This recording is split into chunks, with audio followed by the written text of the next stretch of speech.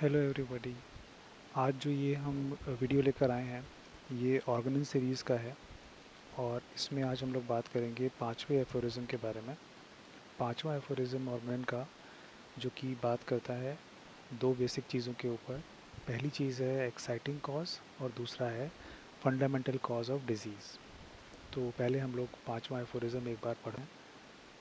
पांचवा एफोरिज्म कहता है, लाइन टू लाइन अगर हम बात करें पहले, useful to the physician in assisting him to cure are the particulars of the most probable exciting causes of the acute disease। ये यहाँ तक हम acute disease की बात कर रहे हैं।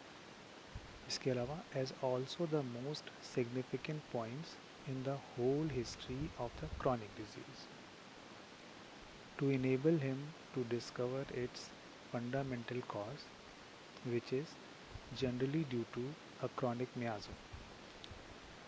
फिर आगे, in these investigations the ascertainable physical constitution of the patient, जैसे कि and intellectual character, his occupation, mode of living and habits, his social and domestic relations, his age, sexual function etcetera are to be taken into consideration. ये पांचवा aphorism as such बोलता है। अब इसमें हम लोग इसको पार्ट्स में एक एक वर्ड को लेकर के ज़रा समझते हैं। यही पांचवा एफोरिज्म जिसका पहला पैराग्राफ क्या कहता है, useful to the physician in assisting him to cure are, यानी कि एक फिजिशियन के लिए सबसे ज़्यादा यूज़फुल चीज़ें उसे किसी भी पेशेंट को क्योर करने के लिए क्या है, the particulars of the most probable exciting cause of the acute disease. यानी कि अगर एक्यूट डिजीज़ है तो उसमें स्पेसिफिकली हमें ये जानना है कि मोस्ट प्रोबेबल एक्साइटिंग कॉज क्या है।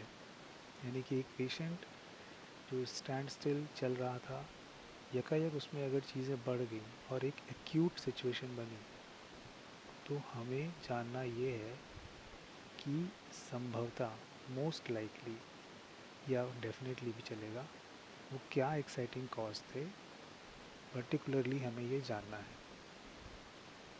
अब जैसे कि मैं एक पेशेंट का एग्जांपल देता हूँ। मेरे पास एक पेशेंट आया जो शुरू से, जिसे ठंड बहुत लगती थी। एग्जांपल दे रहा हूँ मैं, जो शुरू से चिली था, उसे कोल्ड टॉलरेट भी नहीं होती थी और उसे उससे दिक्कत भी होती थी। एक दिन वो मेरे पास आया और बहुत severe fever, extremely dry coughing और चेहरे पे उसके लाली।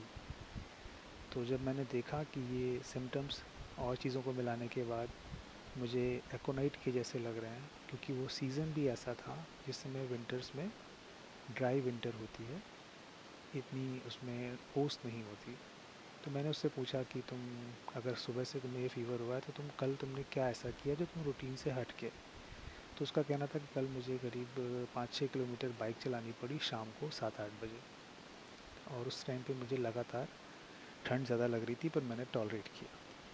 तो मैं यहाँ पर, वो तो मुझसे ये कह रहा है कि मैंने बाइक चलाई, पर मुझे इसमें प्रोबेबल एक्साइटिंग कॉज क्या है कि ठंडी हवा उसके मुंह पर लगी। तो कोल्ड ड्राई एयर कॉज आ रहा है और सिम्टम्स मुझे ऑलरेडी एकोनाइट के दिख रहे हैं। तो मैंने रिवर्स में पूछा तो प्रोबेबल एक्साइटिंग कॉज ये निकला। तो ये मेरे काम आया उसको एक्यूट सिचुएशन में क्योर करने के लिए। कॉमा देके आगे पढ़ते हैं, as also the most significant points in the whole history of the chronic disease. यानी अगर क्रॉनिक डिजीज़ ट्रीट करना है जो कि लंबे समय से धीरे धीरे कंटिन्यूसली एग्जिस्ट कर रही है और आगे बढ़ रही है, तो most significant point whole history में क्या मिलेंगे, जो उसे इनेबल करेंगे to discover its fundamental cause. इस चीज़ में थोड़ा सा समझने की ज़रूरत है कि हमें पूरी हिस्ट्री में जो चीज़ें सबसे ज़्यादा अनयूजुअली डिफरेंट लगें या ऑफ बैलेंस लगें, वो हमें लेनी है फंडामेंटल कॉज को असर्टेन करने के लिए, जो कि यूजुअली कोई क्रॉनिक मियाज़म होता है। इसके बारे में डिटेल आप जानेंगे जब आप मियाज़म और इनकी फंडामेंटल कॉज और डिटेल में आगे समझेंगे आने वाले वीडियोस में। अब चलते हैं पैराग्राफ 2 पे, इसका बचा हुआ हिस्सा, कि जब हम क्रॉनिक डिजीज़ में एक फंडामेंटल कॉज या मायज़म को निकालना चाहते हैं तो हमें क्या करना है, हमें इन्वेस्टिगेशंस में क्या पता करना है, फिज़िकल कॉन्स्टिट्यूशन कैसा है पेशेंट का, यानी कि वो फ्लैबी है, चबी है, लीन है, स्ट्रॉन्ग है, वीक है, जल्दी थकने वाला है, ओवर एक्टिव है, ये उसका फिज़िकल कॉन्स्टिट्यूशन, क्योंकि ये हमेशा से रहा है, ये 2 दिन से होने वाले फीवर की तरह नहीं है। इसके अलावा इंटेलेक्चुअल कैरेक्टर, यानी कि पेशेंट डल है, चीज़ों को 3 बार में समझता है, ये बहुत क्विक है, बहुत जल्दी समझता है, पहले से अंदाज़ा लगा लेता है। उसका ऑक्यूपेशन हमें पेशेंट पे पड़ने वाले इफ़ेक्ट्स को जानने में मदद करता है। यानी अगर कोई व्यक्ति रात की ड्यूटीज़ करता है तो मोस्ट लाइकली उसके डाइजेस्टिव सिस्टम में, उसकी स्लीप में आपको चेंजेस मिलेंगे।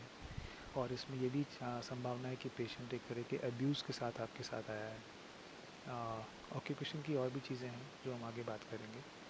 Mode of living and habits, mode of living and habits यानी वो ऐसी जगह रहता है जहाँ पर मोस्टली डैम्पनेस, नमी रहती है, ट्रॉपिकल एरियाज़ में रहता है, हिली एरियाज़ में रहता है, ये मायने रखता है कई बार।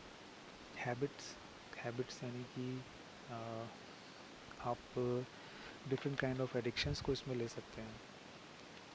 और जैसे कि कुछ ऐसे एडिक्शंस हैं जो कि बहुत सी क्रॉनिक डिजीज़ के लिए रिस्पॉन्सिबल हैं। His social and domestic relations, यानी कि वो व्यक्ति एक्सट्रोवर्ट है, इंट्रोवर्ट है, एंग्री है, सॉलिटरी लाइफ पसंद करता है, बहुत मिक्सअप होता है, सोशली एंड डोमेस्टिक रिलेशनशिप्स, घर में बहुत मिल के रहना पसंद करता है, या सबसे एक तरह की खटास रहती है उसके मन में, तो ये उसका एक क्रॉनिक कॉन्स्टिट्यूशनल जो बिल्ट है वो समझने में हेल्प करेगा क्रॉनिक डिजीज़ में। हिज एज, क्योंकि बहुत सी क्रॉनिक डिजीज़ एक पर्टिकुलर एज में ही आती हैं। Sexual function, he is a hyper sexual person, he is indifferent, नहीं पसंद करते इस तरह के रिलेशंस बनाने में, या स्केयर्ड हैं सेक्सुअल रिलेशंस में, या एम्बैरस जल्दी महसूस करते हैं वगैरह। इस तरह की चीज़ों को क्रॉनिक डिजीज़ में कंसिडर करना है। तो इसके साथ हम लोग अपना 5वां एफोरिज्म ख़त्म करते हैं। Thank you.